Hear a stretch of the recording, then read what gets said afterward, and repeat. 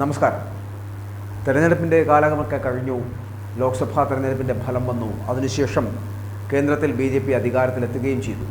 പക്ഷേ കേരളത്തിൽ തിരുവനന്തപുരം ലോക്സഭാ നിയോജക മണ്ഡലത്തിൽ മത്സരിച്ച് വിജയിച്ച ശശി തരൂർ എങ്ങനെയാണ് അദ്ദേഹം വിജയിച്ചത് എന്നതിനെക്കുറിച്ചും BJPയുടെ സ്ഥാനാർത്ഥിയായുള്ള രാജീവ് ചന്ദ്രശേഖർ എങ്ങനെയാണ് പരാജയപ്പെട്ടതിനെക്കുറിച്ചുള്ള വാർത്തകളും ഒപ്പം തന്നെ വിശകലനങ്ങളും അടിസ്ഥാനരഹിതമെന്നോ ചിലപ്പോൾ അടിസ്ഥാനമുള്ളതെന്നോ ആവശ്യപ്പെട്ടുകൊണ്ട് തന്നെ ഇപ്പോഴും ചർച്ചാ വിഷയമാവും. എന്തുകൊണ്ടാണ് അത്തരത്തിൽ ഒരു സ്ഥിതിവിശേഷം ഉണ്ടായത് എന്ന് പരിശോധിക്കേണ്ടത് തന്നെയാണ്. കാരണം ശശി തരൂർ എന്ന് പറയപ്പെടുന്ന കോൺഗ്രസിൻ്റെ നേതാവിനെ പരാജയപ്പെടുത്തുവാൻ അരയും തലയും മുറുക്കി ഇറങ്ങിയിരുന്നത് കോൺഗ്രസിൻ്റെ തന്നെ സാരഥികളായിരുന്നു. പക്ഷേ എന്തുകൊണ്ടോ പരാജയപ്പെട്ടു പോയി അവിടെ ഈ കോൺഗ്രസിൻ്റെ അണികൾ. അതായത് ശശി തരൂരിനെ തോൽപ്പിക്കാൻ കഴിഞ്ഞില്ല. അദ്ദേഹം 16,000-ലധികം വോട്ടുകൾക്ക് വിജയിച്ചു കയറുകയും ചെയ്തു.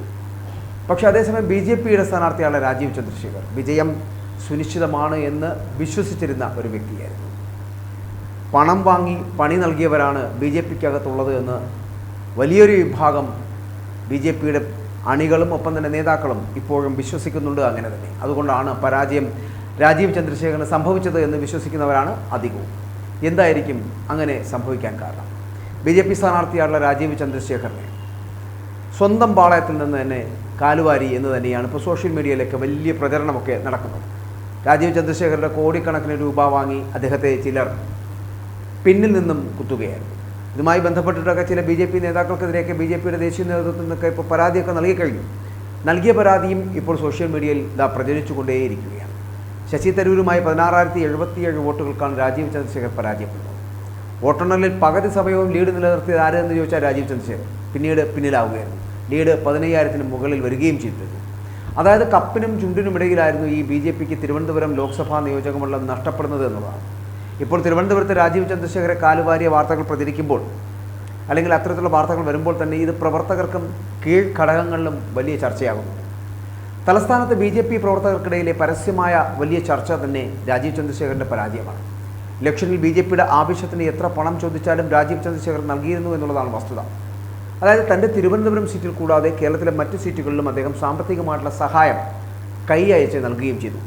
രാജീവ് ചന്ദ്രശേഖറിൻ്റെ കയ്യിൽ നിന്നും കോടികൾ വാങ്ങിയിട്ട് ശശി തരൂരിനെ വിജയിപ്പിക്കുവാൻ ഗൂഢാലോചന നടത്തി എന്നതാണ് തലസ്ഥാനത്ത് തന്നെ ചില BJPയുടെ നേതാക്കൾക്കെതിരെ ഉയരുന്ന വലിയ ആരോപണമെന്ന് പറയപ്പെടുന്നു. ഇവരുടെ പേരുകൾ സഹിതം കേന്ദ്രത്തിൽ നൽകിയ പരാതിയിൽ ഉണ്ട് എന്നാണ് അറിയാൻ കഴിയുന്നത്. ഇതേ നേതാക്കൾക്ക് ഇലക്ഷൻ സമയത്ത് രാജീവ് ചന്ദ്രശേഖർ ഒരു പരിഹാസം കൂടിയായിരുന്ന ഒരു കാലഘട്ടമായിരുന്നു എന്ന് മറന്നും പോകരുത്. സ്ഥാനാർത്ഥി ദൃഷ്ടിയിൽ നിന്നും മാറിയാൽ രാജീവ് ചന്ദ്രശേഖരെ ബഫൂണെന്നും പ്രാഞ്ചിയേട്ടെന്നും വേദനിപ്പിക്കുന്ന കോടീശ്വരനെന്നുമൊക്കെ ആക്ഷേപിക്കുന്നതും അടക്കം പറച്ചിൽ നടത്തുന്നതൊക്കെ പണ്ടുണ്ടായിരുന്നു. ഇതിന് പിന്നിലും പ്രബലരായിട്ടുള്ള ഏതാനും ചില നേതാക്കൾ, അതായത് BJPയുടെ നേതാക്കൾ ചൂട്ടുപിടിച്ചത് ഗൗരവകരമാണ്. തലസ്ഥാനത്തെ തിരഞ്ഞെടുപ്പുമായി ബന്ധപ്പെട്ട് ഏതാണ്ട് 50 കോടിയിലേറെ രൂപയുടെ അഴിമതി നടന്നു എന്നാണ് ഈ പരാതിയിൽ പറയുന്നത്. തൻ്റെ പണം എടുത്ത് പുട്ടടിച്ചും പോക്കറ്റിലാക്കിയും തനിക്കെതിരെ പ്രവർത്തിച്ചവരെയെല്ലാം ഈ രാജീവ് ചന്ദ്രശേഖർ നന്നായിട്ട് അറിയുകയും ചെയ്യാം. മാത്രമല്ല തൻ്റെ പണം വാങ്ങി താൻ ജയിക്കരുത് എന്നും കേന്ദ്രമന്ത്രി ആയാൽ ചിലരുടെ സ്ഥാനം പോകുമെന്നുള്ള അജണ്ടകൾ ചിലർ നടപ്പാക്കിയെന്ന് തന്നെയാണ് രാജീവ് ചന്ദ്രശേഖർ മനസ്സിലാക്കിയിരിക്കുന്നത്. എല്ലാം അറിയുന്ന രാജീവ് ചന്ദ്രശേഖർ ആകട്ടെ എല്ലാം അളന്നു കുറിച്ച് വയ്ക്കുകയും ചെയ്തു. ഒന്നും പുറത്തു പറയാതെ എല്ലാം താനായിട്ട് വിവാദമാക്കിയാൽ കേരളത്തിലെ ഈ പാർട്ടിയിൽ നിന്ന് തന്നെ തനിക്ക് എതിർപ്പ് വരും എന്ന് തിരുവനന്തപുരത്ത് തുടർ പ്രവർത്തനത്തിന് ഇത്തരക്കാർ പാരവയ്ക്കും എന്നൊക്കെ രാജീവ് ചന്ദ്രശേഖർ മനസ്സിലാക്കുകയായിരുന്നു. അതുകൊണ്ട് തന്നെ തോറ്റത് തോറ്റു, പോയത് പോയി, പോയ കാശ് പോയത് തന്നെ എന്ന് വിശ്വസിച്ച് ഇനി ആ വഴിക്ക് ചിന്തിക്കാനൊന്നുമില്ല എന്ന് പറഞ്ഞ് അദ്ദേഹം നിലപാട് മാറ്റി മുന്നോട്ട് പോയി. അദ്ദേഹത്തിൻ്റെ വൻ മുന്നേറ്റം കേരളത്തിൽ 19% വോട്ട് വർധനവും ഉണ്ടായപ്പോൾ തിരുവനന്തപുരത്ത് എന്തുകൊണ്ട് വോട്ട് വർധനവും ഉണ്ടായില്ല? ഏതാണ്ട് കഴിഞ്ഞ തവണത്തേക്കാൾ 20,000-ഓളം വോട്ട് മാത്രമാണ് തിരുവനന്തപുരത്ത് അധികമായിട്ട് BJPക്ക് നേടാൻ കഴിഞ്ഞത് എന്നുള്ളതാണ്. ഇത്രയും വോട്ട് കൂട്ടുവാൻ വേണ്ടി 50 കോടിയോളം രൂപയുടെ ആവശ്യമുണ്ടായിരുന്നോ എന്ന് ചന്ദ്രശേഖറും ചിന്തിച്ചു പോകും. രാജീവ് ചന്ദ്രശേഖർ തിരുവനന്തപുരം ജില്ലയിൽ ഇലക്ഷൻ പ്രവർത്തനം തുടങ്ങി ഏതാണ്ട് ദിവസങ്ങളായപ്പോൾ തന്നെ ജില്ലയിലെ സംഘടനാ പ്രവർത്തനത്തിൽ വിമർശനം വന്നു. ഇദ്ദേഹം അത് കേന്ദ്ര നേതൃത്വത്തെ അറിയിക്കുകയും അവരുടെ നിർദ്ദേശപ്രകാരം അവസാന ഘട്ടത്തിൽ PK കൃഷ്ണദാസിനെയും സംഘടനാ സെക്രട്ടറിയൊക്കെ നേരിട്ട് ഇറക്കിയതിനു ശേഷമാണ് അല്പമെങ്കിലും ഈ ഇലക്ഷൻ പ്രവർത്തനങ്ങളൊക്കെ ഒന്ന് മുന്നോട്ട് പോയത് എന്ന് വേണമെങ്കിൽ പറയാം. അത്തരത്തിലുള്ള സാഹചര്യമായിരുന്നു. ഇലക്ഷൻ പ്രവർത്തനത്തിൻ്റെ ഭാഗമായിട്ട് ഏകദേശം 18 കോടിയോളം രൂപയാണ് രാജീവ് ചന്ദ്രശേഖർ ജില്ലാ കമ്മിറ്റിക്ക് മാത്രമായിട്ട് കൊടുത്തത് എന്ന് സോഷ്യൽ മീഡിയയിൽ തന്നെ വലിയ പോസ്റ്റ് ചെയ്ത പോസ്റ്റുകളിലൊക്കെ ഇപ്പോൾ പ്രചരണമാകുന്നുണ്ട്. ഇതിനു പുറമെ ഇലക്ഷൻ പ്രവർത്തനത്തിന് ആവശ്യമായിട്ടുള്ള മുഴുവൻ തുകയും അദ്ദേഹത്തിൻ്റെ കയ്യിൽ നിന്നാണ് ചെലവഴിച്ചത് എന്നും ഒരു വോട്ടിന് 1000 രൂപയും 2000 രൂപയും കൊടുക്കണമെന്ന് പറഞ്ഞ് കോടികളാണ് സ്ഥാനാർത്ഥികളുടെ കയ്യിൽ നിന്നും അല്ലെങ്കിൽ ഈ സ്ഥാനാർത്ഥിയുടെ കയ്യിൽ നിന്നും ചില ആളുകൾ വാങ്ങിയത് എന്നും പലരും ഇതിലൂടെ കോടീശ്വരന്മാരായി എന്നുമൊക്കെ സോഷ്യൽ മീഡിയയിലൊക്കെ തുറന്നടിക്കുന്നുണ്ടെങ്കിലും അതിലൊരു യാഥാർത്ഥ്യമില്ലേ എന്നൊരു സംശയമുണ്ട്. ന്യൂനപക്ഷ മേഖലയിൽ പന്ന്യൻ രവീന്ദ്രന് വോട്ട് ചെയ്യുവാനും ഭൂരിപക്ഷ മേഖലയിൽ രാജീവ് ചന്ദ്രശേഖരൻ വോട്ട് ചെയ്യുവാനും വേണ്ടി രാജീവ് ചന്ദ്രശേഖരൻ്റെ കയ്യിൽ നിന്നും കോടികൾ വെട്ടിച്ചു എന്നുള്ള വാദമാണ് പുറത്തു വരുന്നത് എന്നുള്ളത്. പൊഴിയൂർ മുതൽ വള്ളക്കടവ് വരെയുള്ള മേഖലയിൽ കൊടുക്കുവാനായിട്ട് നൽകിയ 5 കോടി രൂപയിൽ തുച്ഛമായ തുക മാത്രമാണ് ഇതുപോലുള്ള മേഖലയിൽ പ്രവർത്തനത്തിന് നൽകിയത് എന്ന് അടക്കം വിമർശനങ്ങളുണ്ട്. ഇവിടെ ഇതിനു പുറമെ കോളനികൾക്ക് കൊടുക്കുവാനായിട്ട് നൽകിയ 3 കോടിയോളം രൂപ, ആ 3 കോടിയോളം രൂപയിൽ പകുതിയോളം രൂപ ഇതുമായിട്ട് മുന്നിൽ നിന്നവർ വെട്ടിച്ചു കളഞ്ഞു. പെന്തക്കോസ്ത് സഭകൾക്ക് പണം നൽകുവാൻ വേണ്ടിയിട്ട് റിസോർട്ടിൽ രാജീവ് ചന്ദ്രശേഖരൻ്റെ വിശ്വസ്തർ പോയപ്പോൾ അതിനെ കൂടെ നിന്ന് ചുമതലപ്പെടുത്തിയവർ അവർ തന്നെ മീഡിയകൾക്ക് ഒറ്റ കൊടുത്ത് ചതിക്കുകയും ചെയ്തു. രഹസ്യമായി മാത്രം പാർട്ടി സംവിധാനത്തിൽ പണം നൽകിയാൽ മതി എന്ന് പറഞ്ഞ് 5 കോടി വാങ്ങുകയും അത് മുഴുവൻ വെട്ടിക്കുകയും ചെയ്യും.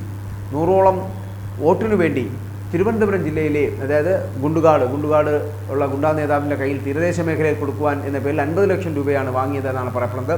വോട്ട് കിട്ടിയില്ല എന്ന് മാത്രമല്ല പണം നഷ്ടമാവുകയും ചെയ്തു എന്നും കേന്ദ്ര നേതൃത്വത്തിൽ നൽകിയ പരാതിയിൽ പറയുകയും ചെയ്യുന്നുണ്ട്. തിരുവനന്തപുരം സെൻട്രൽ മണ്ഡലം ഏതാണ്ട് 5000ഓളം വോട്ടുകൾക്കാണ് പിറകിൽ പോയത് രാജീവ് ചന്ദ്രശേഖർ. സംസ്ഥാന ജില്ലാ ഓഫീസുകളിലിരിക്കുന്ന മണ്ഡലമാണ് തിരുവനന്തപുരം എന്ന് പറയുന്നത്. സെൻട്രൽ മണ്ഡലം അവിടെ പാർട്ടി ദയനീയമായി പരാജയപ്പെട്ടു. തീരദേശ മേഖലയിൽ വരുന്ന ക്ലബ്ബുകൾക്ക് കൊടുക്കുവാൻ വേണ്ടി ഏകദേശം 10 കോടി രൂപയാണ് നീക്കിവെച്ചത്. ഈ തുകയുടെ ഏതാണ്ട് നല്ലൊരു ഭാഗവും കാശുമായിട്ട് പോയവർ തന്നെ മുക്കുകയാണ് ചെയ്തത്. യുവമോർച്ചയുടെ സംസ്ഥാന വൈസ് പ്രസിഡന്റ് അജേഷ് ഇലക്ഷൻ പ്രവർത്തന വേളയിൽ RSSന്റെ കാര്യകർത്താക്കളുമായി വിഷയമുണ്ടാവുകയും പഴവങ്ങാടി മേഖലയിൽ ജനങ്ങൾ നോക്കി നിൽക്കെ RSSന്റെ പ്രവർത്തകരെ മർദ്ദിക്കുകയും ചെയ്തതും ചൂണ്ടിക്കാട്ടുന്നുണ്ട്. ഇതെല്ലാം അറിയാവുന്ന രാജീവ് ചന്ദ്രശേഖർ ഇലക്ഷൻ കമ്മിറ്റികളിൽ ഈ വിഷയം ഉന്നയിക്കുകയും ചെയ്തു. ഇലക്ഷൻ ഫണ്ട് വെട്ടിപ്പ് നടത്തിയ ശേഷം ഇത്തരക്കാർ ഇപ്പോൾ കേരളത്തിലുടനീളം അങ്ങോളം ഇങ്ങോളം ബഹുനില കെട്ടിടങ്ങളും കൺവെൻഷൻ സെൻ്ററുകളും അന്തർ സംസ്ഥാന റൂട്ടിൽ ഓടുന്നതിന് മൾട്ടി ആക്സിൽ ബസ്സുകളൊക്കെ വാങ്ങിച്ചു കൂട്ടുന്ന ഒരു തിരക്കിലാണ്. രാജീവ് ചന്ദ്രശേഖർക്ക് വിജയം എല്ലാ എക്സിറ്റ് പോളിലും ഉണ്ടായിരുന്നു. തൃശ്ശൂരിനേക്കാൾ ഗ്യാരണ്ടി ആയിട്ടായിരുന്നു തിരുവനന്തപുരത്തെ വിജയം എക്സിറ്റ് പോളുകൾ അന്ന് പ്രവചിച്ചത്. എന്നാൽ അടിവലികളും ചതികളും പിന്നിൽ നിന്ന് കുത്തലുകളും ഏറ്റവും പ്രതീക്ഷ ഉള്ള A ക്ലാസ് മണ്ഡലം നിസ്സാര വോട്ടുകൾക്ക് BJP തോറ്റുപോകാൻ കാരണം ഈ പിന്നിൽ നിന്നുള്ള കുത്തലുകളായിരുന്നു എന്നതാണ്. ഇടത് സ്ഥാനാർത്ഥിയായുള്ള പന്ന്യൻ രവീന്ദ്രനെ ഇവിടെ വോട്ടെണ്ണിയപ്പോൾ പൊടി പോലും കാണാനില്ലായിരുന്നു. 1.10 ലക്ഷം വോട്ടിന് പന്ന്യൻ രവീന്ദ്രൻ തോൽക്കുകയായിരുന്നു. കേരളത്തിൽ രാജീവ് ചന്ദ്രശേഖർ മത്സരിച്ച് ജയിച്ച് മന്ത്രിയായാൽ കേരള BJPയിൽ ആരുടെ മോഹങ്ങളാണ് തകരുന്നത് എന്നതാണ്, ആരാണ് ഇതിനെല്ലാം പിന്നിൽ എന്ന് കണ്ടെത്താനുള്ള വഴി അത്ര മാത്രമേ ഉള്ളൂ. രാജീവ് ചന്ദ്രശേഖർ മന്ത്രി ആകരുത് എന്നത് ചിലർ നിർബന്ധമായിരുന്നപ്പോൾ നഷ്ടപ്പെടുത്തിയത് ഈസിയായി ജയിക്കാമായിരുന്ന ഒരു സീറ്റായിരുന്നു. ആ സീറ്റിനെ ഇങ്ങനെ പിന്നിൽ നിന്ന് കുത്തുകയും കുതികാല് വെട്ടുകയും ചെയ്ത് കോടികൾ അടിച്ചു മാറ്റുകയും ചെയ്ത് രാജീവ് ചന്ദ്രശേഖരനെ പരാജയപ്പെടുത്താൻ ശ്രമിച്ചത് പണം വാങ്ങി പണി കൊടുത്ത BJPയുടെ നേതാക്കൾ തന്നെയാണ് എന്ന് പറയാതിരിക്കാൻ കഴിയില്ല. എന്തായാലും കോൺഗ്രസിൻ്റെ ശശി തരൂരിനെ പരാജയപ്പെടുത്തുവാൻ കോൺഗ്രസ്സുകാർ തന്നെ മുന്നിട്ടിറങ്ങിയിട്ടും അവസാനം അവർ പരാജയപ്പെടേണ്ടി വന്നു. കാരണം ശശി തരൂർ വിജയിച്ചു. പക്ഷേ ആ ശശി തരൂരിന് വിജയിച്ചതിന് പിന്നിൽ BJPക്കാരുടെ കൂടി അറിവുണ്ടായിരുന്നു, മനസ്സുണ്ടായിരുന്നു എന്നാണ് ഇപ്പോൾ അറിയാൻ കഴിയുന്നത്. അങ്ങനെയാണെങ്കിൽ ചന്ദ്രശേഖറിൽ നിന്ന് കിട്ടിയ കോടികൾ ആര് കൊണ്ടുപോയി? ആ കോടികൾ മുഖ്യത് ആരൊക്കെയാണ്? ഇവിടെ ജില്ലാ കമ്മിറ്റിയുമായി ബന്ധപ്പെട്ട് വരുന്ന വിവരണങ്ങളിൽ ഇവിടുത്തെ ജില്ലാ നേതാക്കൾ അതിനുത്തരം പറഞ്ഞേ മതിയാകൂ എന്നുള്ള കാര്യത്തിൽ സംശയമില്ല. ആദ്യം തന്നെ നമുക്കറിയാൻ വരുന്നു, രാജീവ് ചന്ദ്രശേഖർ സ്ഥാനാർത്ഥിയായിട്ട് എത്തുമ്പോൾ അപരിചിതനായ സ്ഥാനാർത്ഥിയെ നിർത്തിയാൽ ഇങ്ങനെ മറ്റു മണ്ഡലങ്ങളിൽ പ്രവർത്തിക്കുവാൻ അണികളെ ലഭിക്കില്ല എന്നൊരു പരാതിയുമായി V മുരളീധരൻ എന്ന് പറയുന്ന ആറ്റിങ്ങലിൻ്റെ BJP സ്ഥാനാർത്ഥിയും അന്നത്തെ സഹമന്ത്രിമാരുന്ന കേന്ദ്ര സഹമന്ത്രിമാരുന്ന V മുരളീധരൻ ഒരു പ്രസ്താവന നടത്തിയിരുന്നു. ആ പ്രസ്താവന എല്ലാവരും സശ്രദ്ധം കേട്ടതുമാണ്, കണ്ടതുമാണ്. അപ്പോൾ അപരിചിതനായ സ്ഥാനാർത്ഥിയാണ് രാജീവ് ചന്ദ്രശേഖറിന് BJPയുടെ സഹമന്ത്രിക്ക് തന്നെ ബോധ്യമുണ്ടെങ്കിൽ പിന്നെ എങ്ങനെയാണ് ഇദ്ദേഹത്തിനൂടെ വിജയിപ്പിച്ചെടുക്കുവാൻ കഴിയുക? സ്വന്തം പാർട്ടിക്കാർ തന്നെ പറയുകയാണ് ഇത് അപരിചിതനായ സ്ഥാനാർത്ഥിയാണ് രാജീവ് ചന്ദ്രശേഖറെങ്കിൽ അദ്ദേഹത്തിന് ഒരിക്കലും BJPക്കാർക്ക് പോലും മനസ്സിലാകില്ലല്ലോ എന്നുകൂടി മനസ്സിലാക്കിയിരിക്കുന്നു. എന്തായാലും 3 ലക്ഷത്തിലധികം വോട്ടുകൾ നേടുവാൻ കഴിയുന്ന തരത്തിലേക്ക് രാജീവ് ചന്ദ്രശേഖർ പരിചിതനാണ് എന്ന് അദ്ദേഹം തെളിയിച്ചിരിക്കുന്നു. ഇനിയെങ്കിലും ഈ BJP എന്ന് പറയപ്പെടുന്ന കേരള സംസ്ഥാന പാർട്ടിക്കുള്ളിൽ നടക്കുന്ന തമ്മിലടിയും വടംവലിയും പിന്നിൽ നിന്ന് കുത്തലുമൊക്കെ മതിയാക്കുക. ഇല്ലെങ്കിൽ ഇനിയും പരാജയങ്ങൾ സംഭവിച്ചുകൊണ്ടേയിരിക്കും. കാരണം ഒരു സീറ്റ് കിട്ടി, അതായത് തൃശ്ശൂരിലൊരു സീറ്റ് ലഭിച്ചുവെന്ന് പറയപ്പെടുന്നതിൽ രാഷ്ട്രീയപരമായിട്ടുള്ള വോട്ടുകൾക്കപ്പുറം സുരേഷ് ഗോപി പറയുന്ന പോലെയാണെങ്കിൽ അരാഷ്ട്രീയവാദികളുടെ വോട്ടുകൾ അടക്കം ലഭിച്ചു, വ്യക്തിപരമായിട്ടുള്ള വോട്ടുകൾ ലഭിച്ചു. അതിൻ്റെ പേരിൽ മാത്രം വിജയിച്ചു പോയൊരു സ്ഥാനാർത്ഥിയാണ് എന്ന് സുരേഷ് ഗോപി തന്നെ സമ്മതിക്കുമ്പോൾ BJPയുടെ വളർച്ച താഴോട്ടാണ് എന്ന് പറയേണ്ടി വരില്ലേ?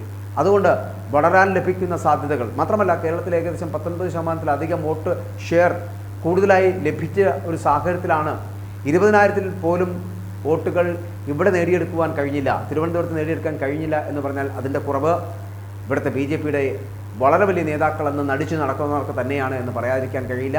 അതുകൊണ്ട് പണം വാങ്ങി പണി കൊടുക്കുന്ന രീതി BJP ഇനിയെങ്കിലും അവസാനിപ്പിക്കുക. ഇതിൽ ലാഭമാർക്ക് എന്ന് ചോദിച്ചാൽ ശശി തരൂർ തന്നെയാണ്.